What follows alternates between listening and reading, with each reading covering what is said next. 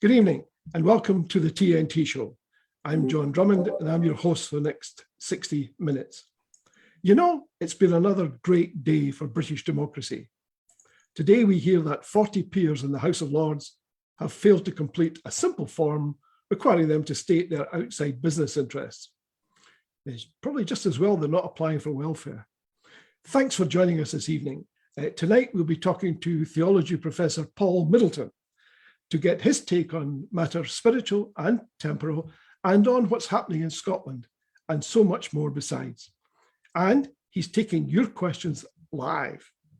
Details of how to submit questions or comments are on the What's On guide at whatson.scot. As you know, TNT stands for The Nation Talks. So in many respects, this is your show. We're live and we're free. So no license, no problem. Enjoy the show. Now, to our guest tonight, The Nation talks to Paul Middleton. How are you, Paul? The pandemic is abating, but it seems that it's still around. And how has it affected you? Thanks, great to be here. The pandemic is one of those things that just seems to be with us, and we kind of think we're shaking it off, but numbers just are increasing. As it's really affected higher education quite severely, actually. As you know from the news, we've been grappling with online lectures, students having to isolate in halls of residence, and we've, although in Chester, actually, we've managed to escape the worst of it in terms of our students. We've obviously had to switch from face-to-face to online. And really, with just a couple of days' notice, a year past March, we were all told to vacate our offices and start working from home. And that was a very steep learning curve. I know that it's fashionable for folk to say, perhaps students should get their fees back. But I have to say, academics have worked harder than ever to try to both learn how to use the technology, to deliver online lectures, to try and encourage people to participate in our seminars. And then we managed to get back face-to-face a bit in September this last year. And that was great to be back, but it was kind of blended. So some face-to-face, some online. And then, of course, the lockdown affected us once more. So it's really been kind of stop and start. And I'm in my office here, but I'm the only person that's been in the building for the last 3 months, so it's actually quite lonely as well. But we're hoping to start back in September again with mainly students in the lecture hall, although there will be some online element. But it's been a really steep learning curve, and I think we'll all be glad to get back to some kind of normality. Tell me, has it affected student numbers? I mean, obviously it's affected their quality of their education as it has in terms of the quality that you can provide or wish to provide, because you've got this technology in the way, as it were. Obviously it's a help as well, but has it actually affected the numbers of students? I mean, has that changed in any way? Well, it's probably affected different universities in different ways, because as you'll know, the A-level and higher results have been slightly higher than in previous years. So that means that actually more students have gone to universities, but that's been unevenly distributed. I do obviously want to say that the quality of the actual teaching, it's the same people doing the teaching and the same material, and actually there are kind of very creative ways to do that teaching. But the experience of students at university has of course been affected in terms of socializing and meeting one another and participating in on-campus activities. But the online has made us have to work in new creative ways, some ways which we might actually keep. But yeah, that experience has been really quite different for different groups of people, and some universities are paying people to defer. So it's worked out differently for different institutions. Great. Tell us a bit about yourself, Paul, because your journey started, if I can use that term, in Glasgow. You've been a Church of Scotland minister along the way. You've ministered at St Giles and other places in Edinburgh. You've spent some time in the States, and now here you are, a professor of theology in Chester. What was that journey like for you? Yeah, well, so I was brought up in Glasgow, the kind of south side of Glasgow, originally Shawlands, and then Crowfoot. I went to Kings Park secondary school, and my family was kind of the first to kind of own their own house in the in Shawlands and Crowfoot, and like so many other people, I was brought up by a single parent eventually, with me, my brother and sister, and I was. My mum always really encouraged us to do as well as we could, and that was a real kind of inspiration to. My mum kind of worked 2 jobs to kind of keep the house and to make sure we didn't lose out at Christmas. And only later do you realise the kind of sacrifices that a lot of parents, particularly single parents, make. I kind of got involved in the church quite early on, but not. I used to go to mass with my gran. Quite a lot of families in Glasgow are obviously these kind of mixed marriages, and my mum was Catholic, and my dad was actually, so I'm told, a member of the Orange Lodge, and I think he actually played the accordion in the band. But I think my mum made him give that up. So it was a kind of interesting dynamic there. But I went to church to join the choir because I was into music, and indeed, actually, my first degree at Glasgow University was in music. But I felt a call to ministry in the Church of Scotland, and I went to get some life experience. I did a couple of years voluntary work in a homeless hostel in London, and that was a kind of great eye-opener, really, to what had been a kind of sheltered kind of upbringing. But then did theology, and spent a year in Princeton studying, and then I went to St Giles to be the assistant minister, and kind of Glaswegian going to Edinburgh. I was on the phone to the minister of St Giles, and he said, "Oh, just meet me at St Giles." And I don't think he's ever recovered from what I said next, which was, "And where is St Giles again?"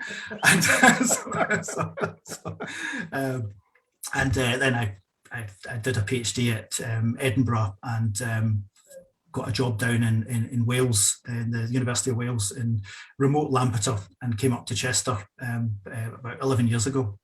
That's it in a nutshell.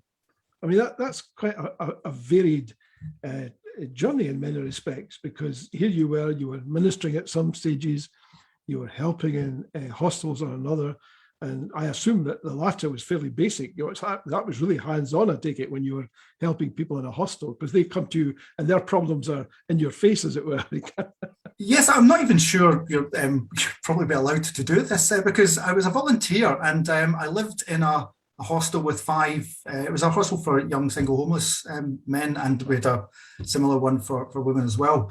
So I was just left there kind of overnight, and I'm not actually sure you could probably do that without a lot of training nowadays. But back then that was.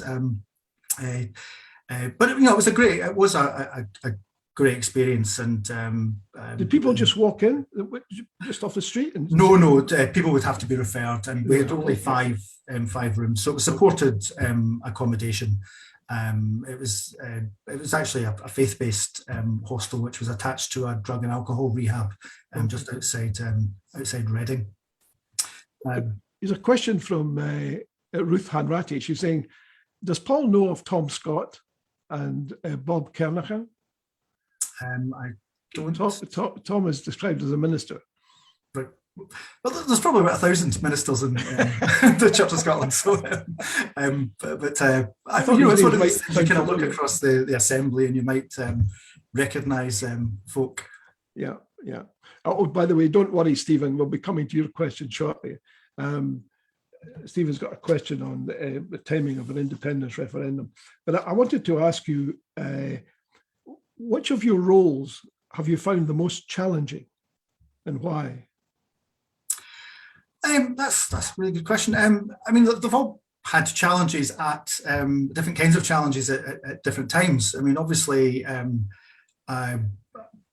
being a minister in the Church of Scotland had well, as well as being with people at really high points like weddings obviously we take a lot of funerals and are there when people are at their lowest. So it was a privilege, obviously, to be with people. And now that I'm no longer in a parish, I've actually had the times that I kind of practice a bit is when I'm invited to go somewhere to preach or conduct friends' weddings. So that's always a real high point. Obviously, being a university lecturer has its it's a great job. I really enjoy doing what I do, interacting with students and other colleagues, publishing and researching and going to conferences. So I really do enjoy the role, and it's I suppose when you're mixing with the young people all the time, it perhaps keeps you young or makes you realise that you're getting old. You find that young people are more or less religious than older folks? So there's been actually quite a lot of sociological work on this. So yes, it's true that people are becoming less religious, and that's gone in kind of waves, really. So you get the folk that say that they're kind of religious but not spiritual but not religious.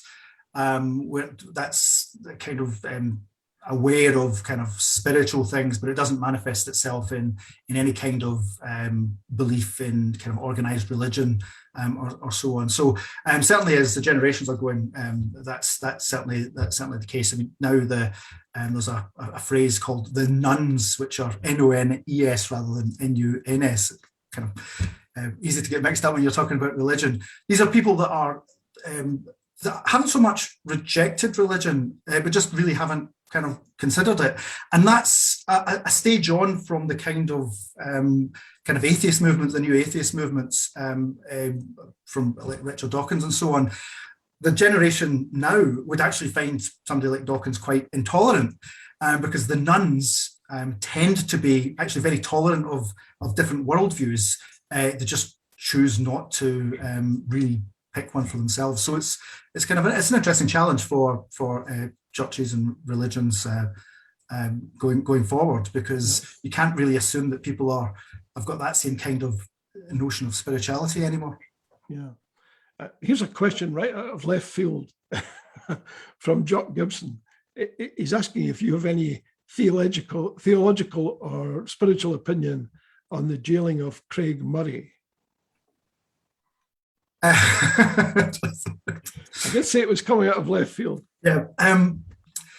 So, I mean, I'm aware of it. I have to say, one of the things we might touch on is when you live in England, you don't really you have to work quite hard to get Scottish news. And it's maybe one thing we can chat about, what it's kind of like living in England with coverage. So I don't have a view on the actual substance of the case. I mean, I wasn't able to piece together any of the evidence, but I don't know the people involved. And so it does on the surface seem there is that kind of manifest unfairness that one person in particular should be picked on, given the, perhaps others were reporting similar things. But I just don't have a view. I'm afraid I don't have enough information to.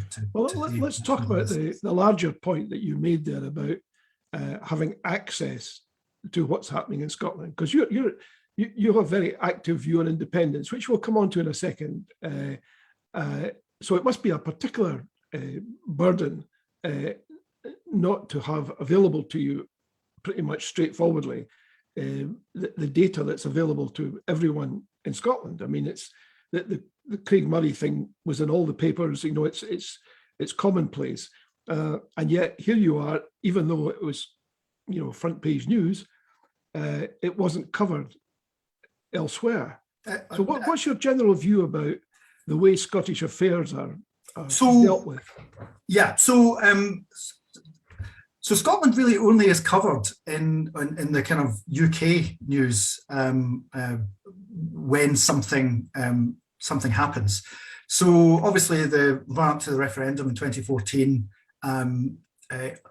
was covered periodically, but it's actually the case it was really only in the couple of months beforehand that the BBC in London kind of took a real interest and got a lot of things wrong because they were just suddenly rushing into it. After the 2015 general election, when the SNP won most of the seats, Scotland was actually on the agenda quite a bit because, of course, there was a higher profile for SNP politicians, which, rightly or wrongly, was just although there was exactly the same number of Scottish MPs, Scotland had enjoyed a much higher profile in Westminster. And obviously there were more representation on programmes like Question Time and so on, although, again, not as much as other third parties had enjoyed. After the 2017 election, it just disappeared from the radar when the SNP lost seats. So I think it's important to realise that there is this kind of political narrative. And even the covering of the pandemic, Scotland's mentioned as a kind of afterthought quite a bit. Even on the kind of UK news, which of course everyone in Scotland's got access to as well. But for us, it's the main piece of news. And what's allowed to happen is a story will break. So people in England think that Scotland's really behind in the vaccinations because that was reported when Scotland was slightly behind and was never kind of corrected, or there's no reason to correct it if you're thinking about that narrative. So people are just left with sometimes some of these impressions. The same is true of the kind of testing and so on. So it's actually kind of interesting the way Scotland is seen as relatively peripheral on the. If you're living in England, you really do have to make an effort to find out what's going on in Scotland. How much of that is actually? How much of that would actually read across to, say, Northern England, for example? I mean, how much of that is down to what's increasingly known as a metropolitan clique or some kind of, i.e. a group of people whose views, who maybe control most of the mass media, but who are very firmly located in one central spot. And I just wonder how much of what you've just described would also apply, say, to the north of England, where people there might feel, hey, very little that happens here impacts the national news unless it's something negative, or there's been a landslide or some fatality, and all of a sudden you get sort of 10 seconds that says, oh, look, this happened in Manchester. But anyway, let's forget that. Let's go on to something more interesting. That's a really good question. So I suppose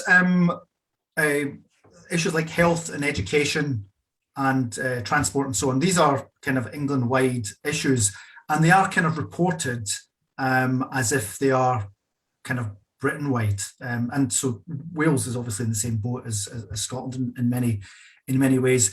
I live in the northwest of England, and I suppose I don't feel as neglected in the same way. I mean, I think, obviously there's a strong focus on Westminster and Westminster politics. But I suppose figures like Andy Burnham, the kind of mayor of Manchester, just helps keep the north of England on the agenda a bit.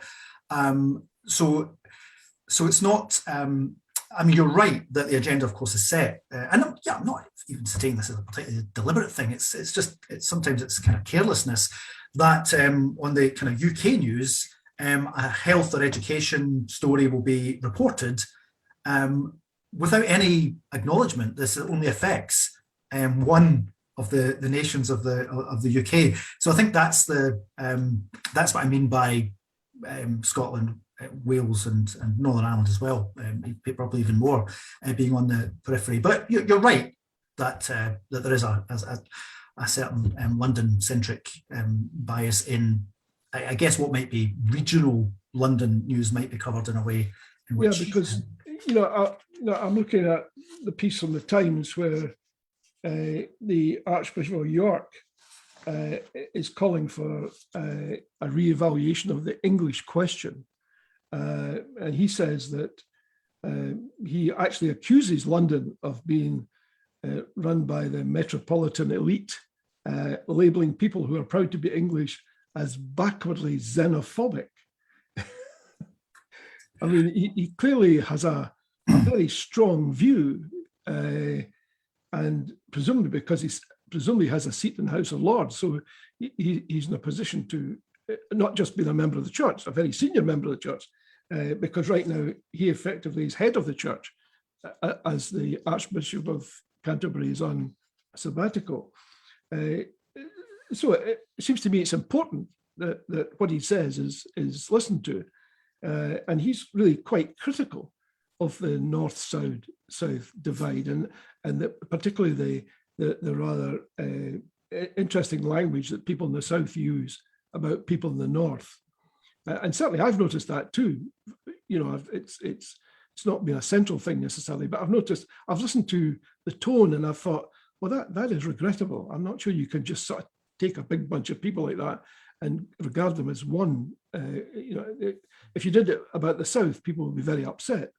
But somehow it's permissible to do it about the north. But there's economic disparity in England. I mean, obviously, London sucks up a lot of investment, and that's where a lot of the wealth is generated. And that it's absolutely true that the north loses out there. I think what Stephen Cotterill, the Archbishop of York, there is reacting to is this idea that kind of English is expressed. I mean, it's actually not a particularly coherent piece, actually, but he in one sense he wants to say that there needs to be a kind of national unity and something that binds English folk together as but he chooses one way of expressing that Englishness, which is through kind of Brexit.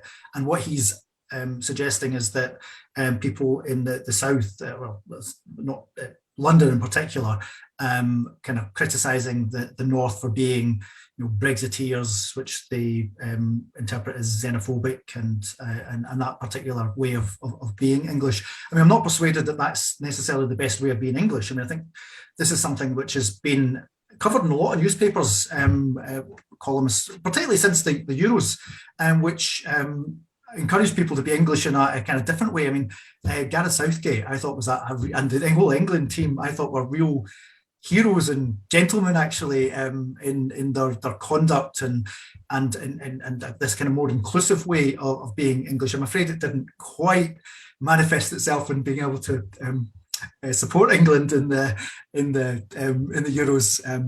Although I did watch it with some of my English colleagues, and I'm ashamed to say that there was video footage of me singing the Italian. I'd learned the Italian national anthem for the final. So, but I think that was they represented a really positive vision of what it meant to be English, such that you had this problematic Boris Johnson both trying to claim the England team to make political capital out of, yet being quite uncomfortable with their so-called wokeness, which Priti Patel, of course, reacted against.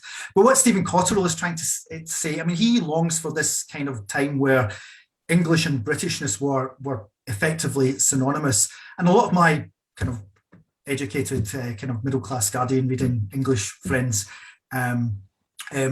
say is, they didn't really regard themselves as English, and they kind of regarded themselves as British.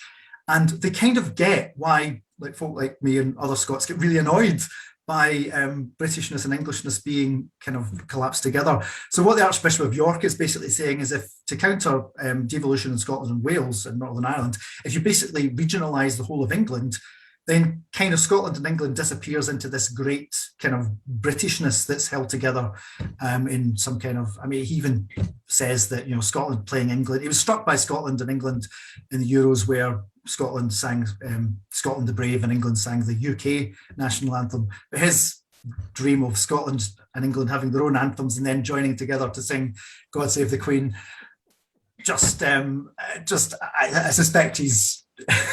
he needs to rethink that, because that's not going to happen.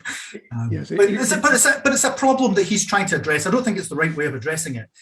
But yeah, people are really thinking through what it means to be English in a inclusive way, rather than the kind of negative stereotypes that the right wing kind of British National Party kind of way of being English. There's a much more creative conversation that I think really ought to take place.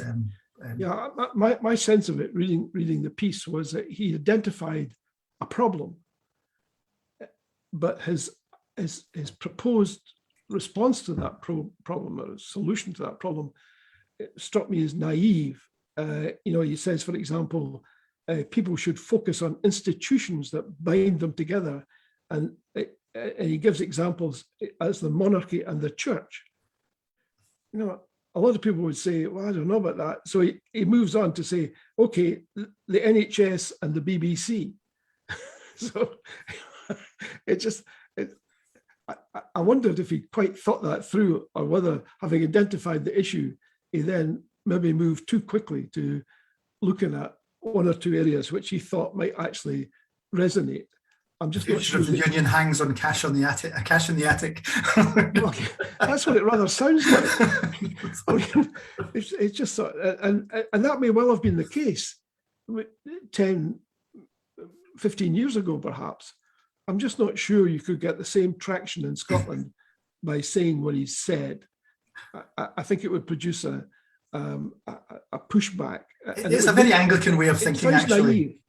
Yeah, I mean, the Church of England sometimes forgets that it is only the Church of England, or even the Church in Wales, which is Anglican, is disestablished, supplied from the Church of England in the 1920s. And the Church of Scotland has, for hundreds of years, been really quite a different, it's Presbyterian rather than Anglican, and really is quite a different beast with a different culture. And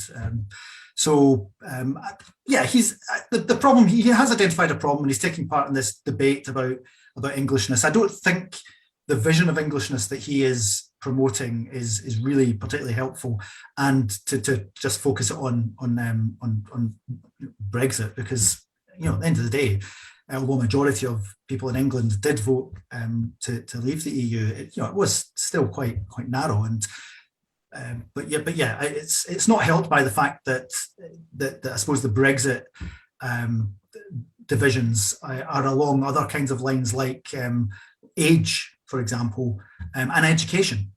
So you can draw a straight line really with age. I think it's if you're 51, I think is the cutoff point where you're more likely to be a Brexit supporter, and then so it's really exacerbating these lines of not just geography but age and class, just to use a kind of fairly clumsy term to capture that. So yeah, there's a lot of division there, and maybe the quest for a kind of Englishness is problematic, but folk are engaging in that debate, and it's a really interesting discussion, and I think it's a good thing to have that discussion. Yeah, I mean, I would agree with that. I think for too long the debate's being conducted in a sort of, the debate really is about the Constitution. It's about how is the island governed, and because there is nothing, the British approach is to scorn regulation and sort of make it up as you go along. And there are tremendous advantages in doing that. I mean, if you're running an empire and you need to go from one country to the other, it makes a lot of sense not to be bound by some requirement that requires you to go and get permission to do it. You just sort of decide, it's South Africa today, we'll just do that. And if somebody comes along and asks you to support their conquest of India with an army, and you just say, yeah, let's do it, But the difficulty with that, instead of addressing the sort of main root cause, is you end up on the periphery talking about things like the BBC and the monarchy and stuff like that. Because it seems to me it should really be about the bread and butter stuff, i.e. you need to deal with what the values are and how common those values are across the piece. But I wanted to ask you a specific question. You're a very keen supporter of Scottish independence. Yes.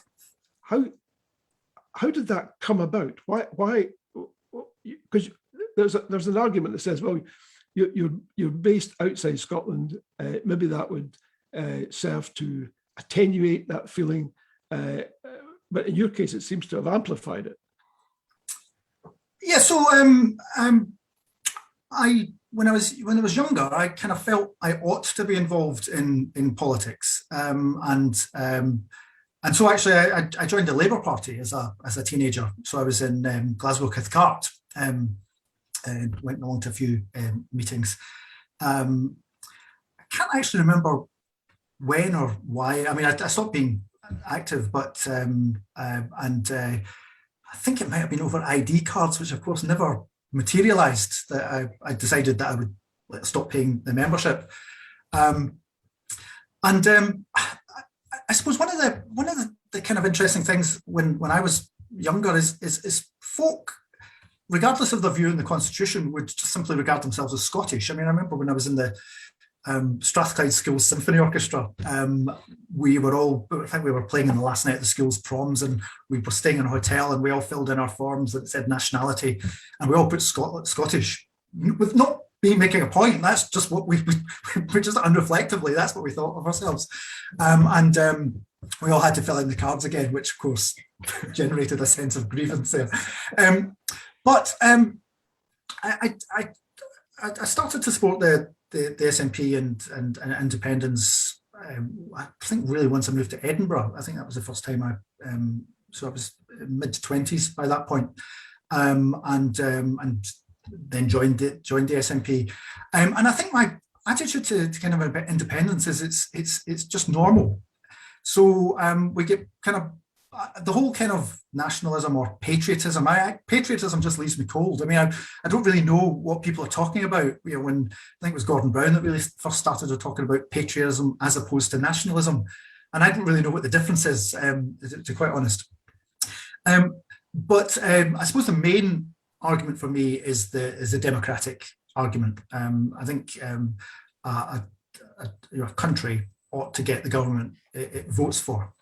And although, you know, that maybe was not quite terribly sharp in the kind of 90s and even the early the 2000s, I think most honest unionists, and by unionists I mean people that are particularly concerned about the union rather than necessarily people that would just vote no in an independence, would perhaps honestly admit that Brexit really has changed things. You know, Scotland obviously voted to remain in the EU, and nonetheless has been kind of dragged out. And the people that say, well, we voted as one United Kingdom, are simply restating the problem.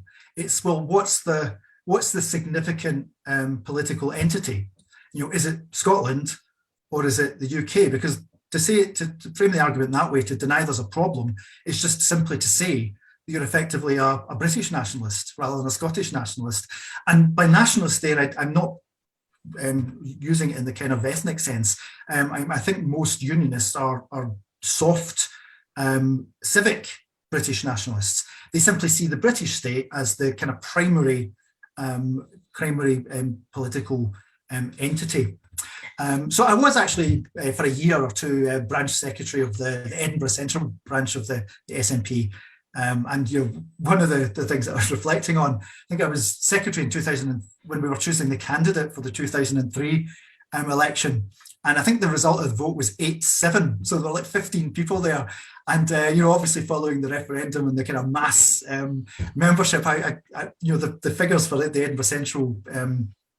In fact, I think some of the numbers for the SNP selection, candidate selection, were greater than, you know, some council elections. So it's you know, things have obviously moved on as the SNP has become this mass movement. So it's the democratic argument for me is the main one, really. And you know, the fact that I'm not in Scotland, it means I don't get a vote, and I think that's absolutely right, because we're talking about civic nationalism here. And I suppose one of the lazier arguments against the SNP and independence is to kind of try to lump all nationalisms the same. I mean, whatever people think, no honest person could possibly think that the quest for Scottish independence or Scottish nationalism is anything like the right-wing ethnic nationalism of Europe. And you know, some people kind of do the jibe, oh yeah, your nationalism is better than my nationalism, or you know, all nationalism is the same except mine. I mean, I think I think we have to be a bit more grown up about what's going on, and quite clearly, the Scottish nationalism and even soft British nationalism is quite different from the right-wing ethnic nationalism of Europe, and some of the more kind of extreme, UKIP, Nigel Farage, and kind of some of the that fueled Brexit, although that was fueled by all sorts of complex issues. Yeah, it's interesting. There's an old adage that, see if I remember it right, that patriotism is the last refuge of the scoundrel. It's George Orwell that said that, I think. Yeah. And because it tends to get used at election times, which makes me wonder what your take is on Keir Starmer, whose view is, I don't want to have any coalitions or pacts or understandings even with any other party at the next UK general election, when he's defending one seat in Scotland. I mean, I have great difficulty working out the rationale there. What's your take on that? Yeah, so I think I actually think it's really unfair of journalists to ask him this question, and that's why they ask him it, because there is no right answer. I mean, if he said yes, I would entertain a coalition or even an understanding with the SNP. One, he's effectively acknowledging defeat in Scotland, which nobody seriously thinks Labour are going to make a massive recovery in the next 5-10 years. But obviously they can't say that. But England is watching. And if you remember the 2015 general election campaign with Ed Miliband first in Alex Salmond's pocket and then Nicola Sturgeon's pocket. And I got a personal letter from David Cameron urging me to vote Conservative to stop the SNP. I got a letter with that was what the Conservatives were standing on in England: stop the SNP. So in fairness to Keir Starmer, he just cannot, because the seats in the north of England are way more important, significant for any Labour comeback. And I don't see the Labour winning the next election, but so I totally understand why Keir Starmer has to say that. And, if I was advising him, that's exactly what I would advise him to say. I just don't think he could really afford to accommodate any talk of coalitions before the election. Afterwards might be a different matter, but realistically, afterwards, politicians are notorious for saying, yeah, that's what I meant before, but now that I've looked at the numbers. Well, the easy answer to that is this is what the electorate are saying. Exactly, but I'm still not sure that even, expect a general election end of 2022 or spring 2023.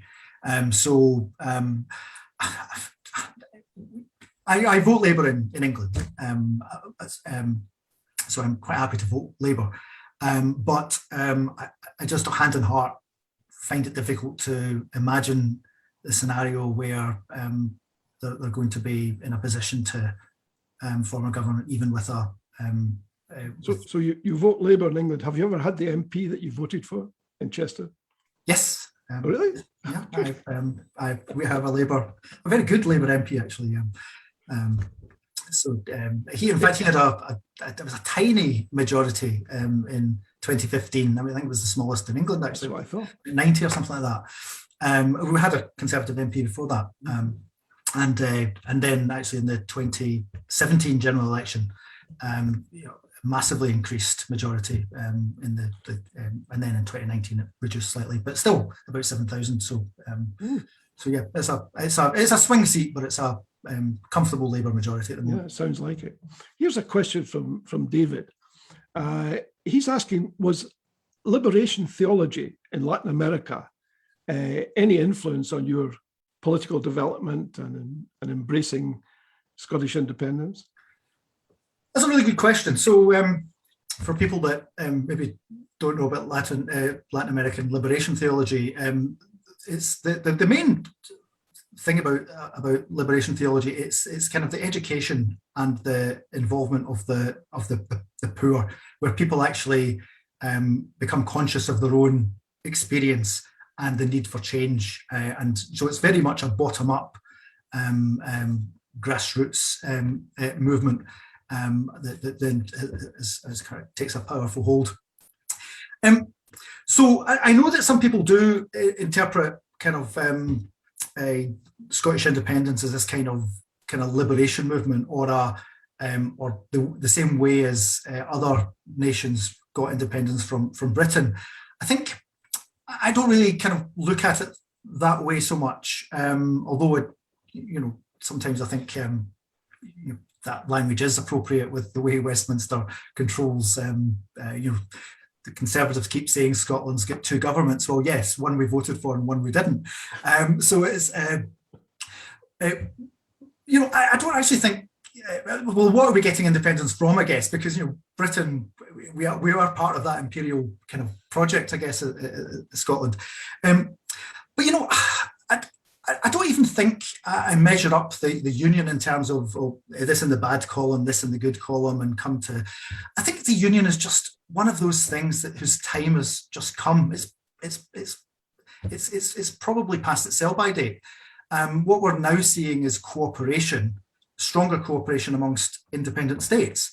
And I actually think that I'm not one of these people that wants to see a massive border at between Scotland and England. I mean, I actually think we might actually have a much better relationship between Scotland, England, probably United Ireland in time, and Wales.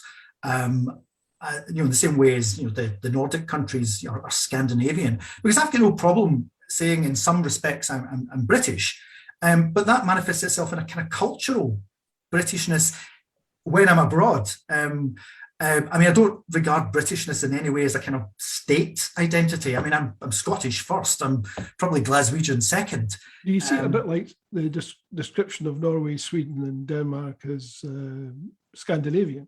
Yeah, and then there's even the Arctic countries have got a particular formal kind of group of which Scotland is kind of a near neighbour.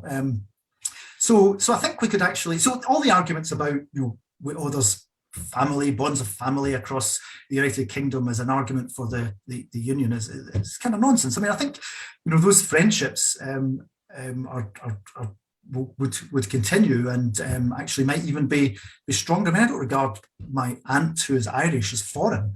I don't really even think of Ireland as a kind of foreign country. And so again, the rhetoric of independence will make our neighbours foreigners. I mean, well, I think as somebody said on one of these television programs, well, what's wrong with foreigners? So for me, it's not so much this great liberation movement. It's just, this is normal. And, the union has had some good, I mean, there's a lot of bad as well, but it's just I think it's an idea that's past its sell-by date, really. So it's not that it's terrible or anything like that. That would chime with Stephen Cottrell's view to a degree, because he's saying, let's re-examine the English question, which is really, we have to examine what this entity is, because it's not serving a purpose that it may have served in the past, which is perfectly reasonable. Alison Clark is saying, we need Paul here in Scotland. Well, we need to get one of the universities in Scotland to give me a job then. Stephen Kelly is raising an interesting point. He said, look, it's been, COVID-19 has been 100 days now, and on Saturday, when can you see Nicola announcing a date for an independence? It hasn't said referendum, but I assume it means a referendum. Yeah. So, I mean, obviously, I can only give a personal view. I've got no insight. So, I know the Yes movement is kind of beset by some anxiety about an impatience, and I understand that. I think one of the things, just to go back a bit, is we probably need to kind of acknowledge what happened in 2017, where folk who were perhaps impatient for independence didn't vote SNP, and they lost 20 odd seats. And we have to really understand the importance of narrative. It was, even though had the 2017 result been the result of the 2015 election, people would have still been talking about an amazing result for the SNP. The SNP clearly won that election, but we have to think about narrative. I think, all honest, again, Westminster know that the SNP won the Scottish election convincingly. The Conservatives did slightly better than they expected, but they've still got less than half the seats of the SNP. And the SNP have got one seat short of a majority in a PR parliament, and with the Greens, it's absolutely comfortable. And 50% voted for independent supporting parties on, I think it was the list, it was one vote or the other.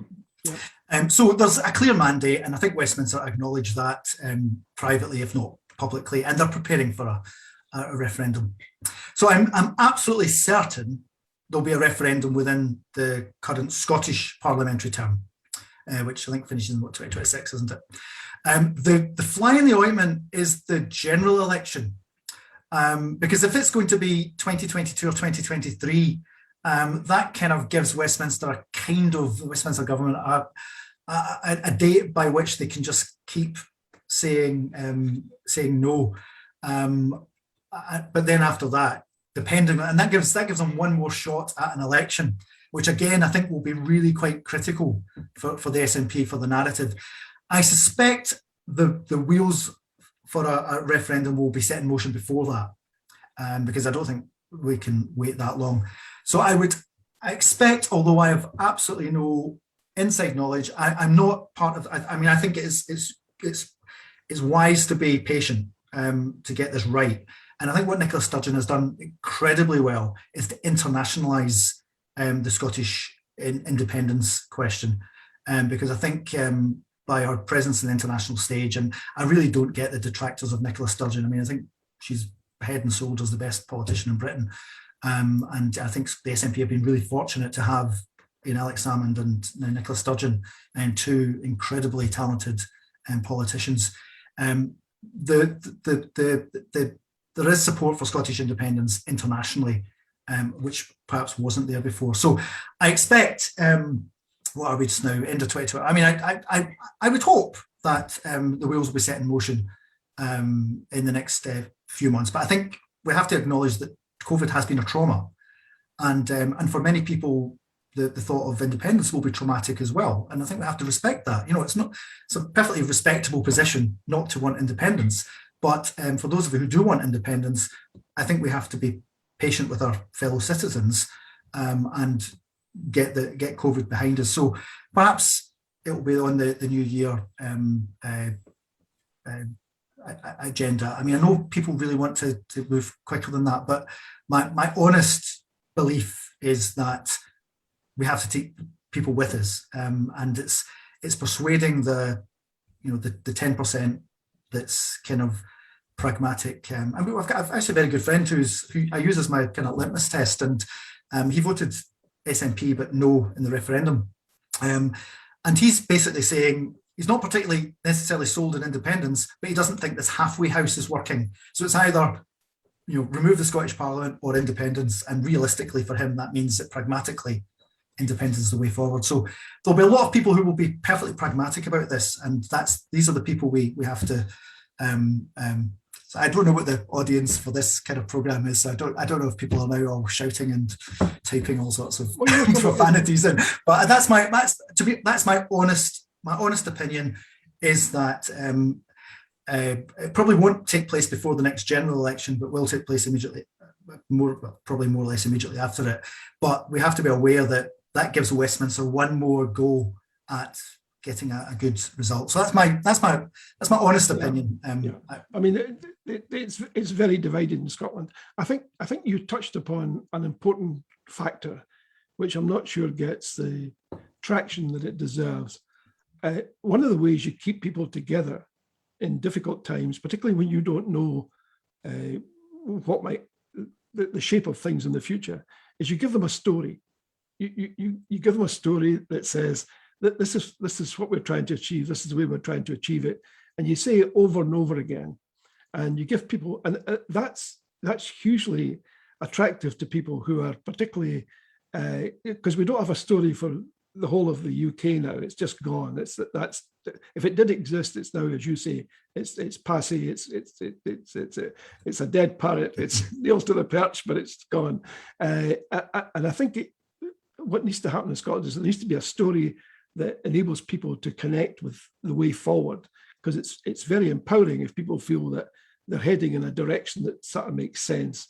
There'll always be people along the way who have different views about the speed, the factors that need to be involved, but provided they're on board with the actual destination and the story, and that will include some sort of timeline, inevitably. It seems to me to be important. And also, I'd like to get your views on this, because you mentioned that the middle way for your friend and maybe others seems to have sort of disappeared, and it's either a question of the status quo or independence. When I speak to unionists now on the show, what they tell me is something quite different. They say, well, the status quo is gone.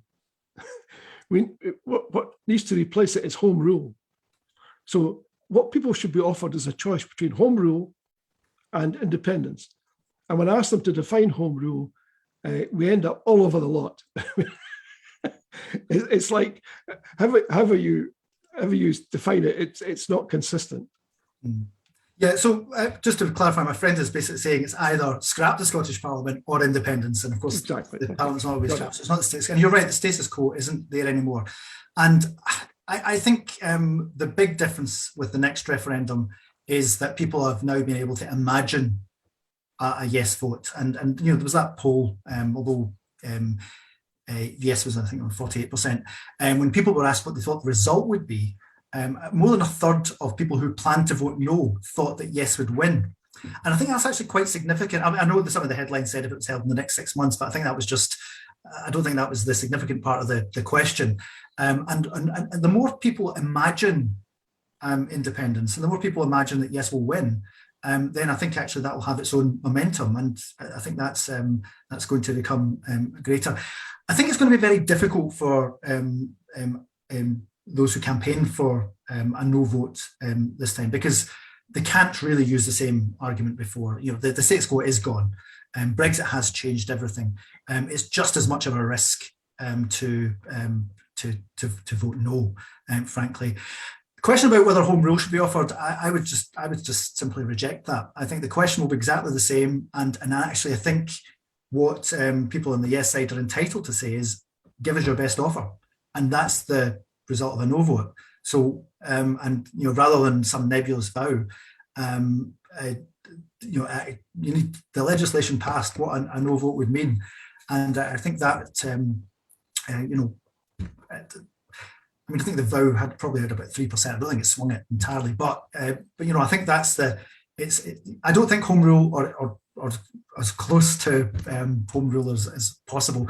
It needs to be on the ballot paper. I think that should just be the acknowledged result of a no vote. That would be I'm not a political advisor or anything like that, and just get these personal views, but that's kind of the line I would be taking. But I'm pretty sure everyone is gearing up for another referendum, and I'm certain. I mean, the noise is coming from like Michael Gove and so on, and even Keir Starmer was squirming.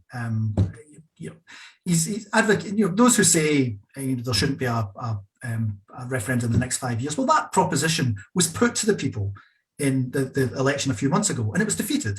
Yeah. That's the platform that Labour and the Conservatives stood on, and they lost. So it's fine to say my personal opinion is there shouldn't be a referendum. That's a perfectly valid opinion, but they have to acknowledge that is not the view that prevailed in the election, and governments get to put their manifestos into practice. So I think everyone kind of accepts that, and we're just doing this kind of preparatory dance, really. One of the arguments I hear, Paul, that's advanced by unionists is, ironically, you might think, is, oh, Evans, if you thought Brexit was bad, just wait until you see what happens with Scottish independence. It'll be Brexit with knobs on. The shelves will be completely empty and will stay empty. There'll be no truckers crossing the border. Boris Johnson's already said so, etc., etc., etc. So it'll be Brexit plus. Who would vote for that? Yeah, I think that's a highly disingenuous argument. I mean, people may believe it, but I think it's disingenuous because what Brexit was removing ourselves from a social and economic partnership. Independence is not removing us from a social and economic partnership. It's removing us from a political relationship where a government resides with power in Westminster that Scotland contributes 9% of the MPs. So in some ways, if the two parties chose, actually nothing could. It's possible that nothing could change. I think Alex Salmond's Stellanization idea was probably in the best interest of England post-independence, but that was such a problem that that's obviously not going to be on the table anymore. So it is an entirely different situation. There won't be a hard border between Scotland and England because the problem is there's already some kind of border between Britain and Northern Ireland. So actually Scotland, Northern Ireland, and the Republic of Ireland, could be in a border-free zone. But the common travel area will continue. Scotland won't be in Schengen. I would hope that Scotland would join the EU. That does create challenges, and I think we have to be honest about that. But that's actually something for the future. I mean, people may decide. I mean, I don't think it's likely, but people may decide that it's actually better not to join the EU. But I suspect that will be a minority position, and the new currency is really important. Yeah. So I don't think I understand why people who acknowledge, or at least privately, that Brexit changes everything, want to say, yes, this is just like Brexit. Of course they want to say that, but I think that's just disguising a lack of a real argument, and I think it's going to be really quite difficult to make a positive case for the United Kingdom, because the positive case can be done with independence. The positive case is the social, the kind of economic, the bonds of friendship, all of those things which frankly don't need to be disrupted if the parties agreed to it. And that just comes down to negotiation and whatever people say beforehand. I think if and I hope when Scotland votes to become independent, I think sense will prevail between the parties.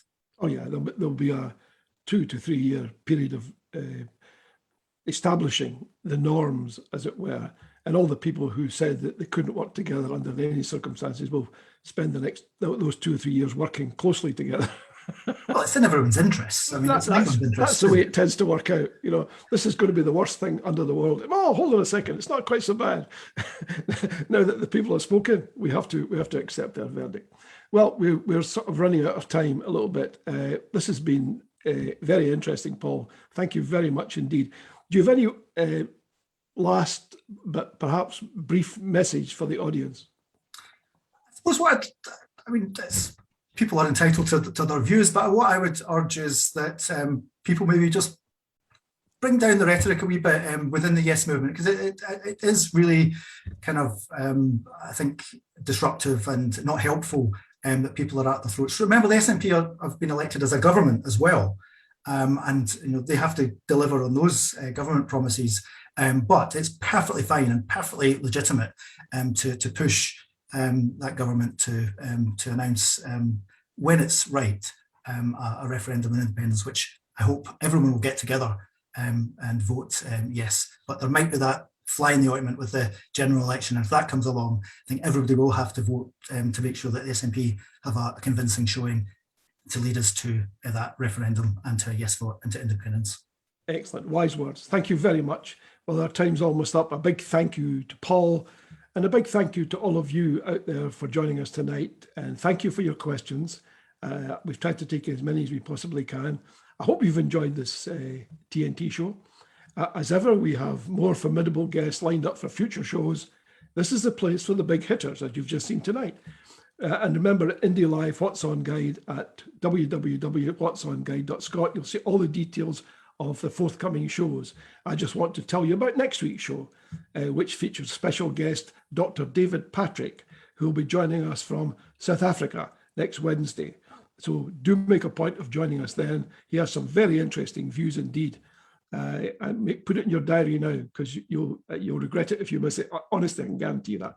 Oh yes, please, a big reminder to look out for Elliot Bulmer's column, Constitution column, in the Sunday National at the weekend. And you'll find it in the 7 Days supplement. If you like it, tell the editor. And very importantly, please support India Live and India Live Radio. These are new voices for a new Scotland and all the news that you're not getting. And if you like the TNT show, support any India Live fundraisers that come along, please. Thank you again. And please join us next Wednesday. And just let me conclude by saying very briefly, it's been a great day for British democracy. The UK government, and I use the term loosely, of course, we gather has spent £163,000 on union flags this year. How about that? There's no money for lots of other stuff, but there's lots of money for flags.